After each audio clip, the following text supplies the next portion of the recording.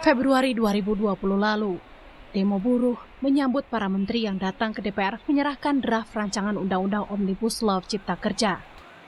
Niat awal penggodokan rancangan undang-undang ini adalah demi melancarkan perizinan dan memudahkan investasi yang bisa membuka lebih banyak lapangan kerja. Tapi, para buruh menilai pemerintah tidak transparan dalam menyusun Undang-Undang Sapu Jagat yang mengatur banyak bidang ini.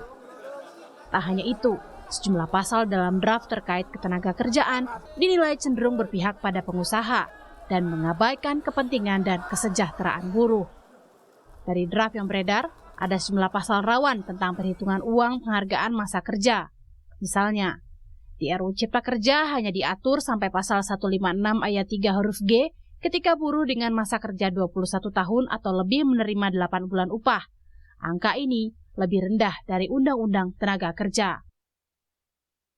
Aturan soal uang penggantian hak dalam Omnibus Law Cipta Kerja sesuai pasal 156 ayat 4 cukup diatur di perjanjian kerja, peraturan perusahaan atau perjanjian kerja bersama, alias lebih lentur dari Undang-Undang Tenaga Kerja yang detil. Selain ada penyederhanaan, ada pula pasal yang dihapus, yakni pasal 169 tentang PHK kasus tertentu, pesangon dan uang penghargaan. Kondisi yang dianggap membuat buruh dalam posisi lemah. Pasal lain yang dihapus adalah pasal 152 tentang permohonan pengajuan PHK secara tertulis ke Lembaga Penyelesaian Perselisihan Hubungan Industrial.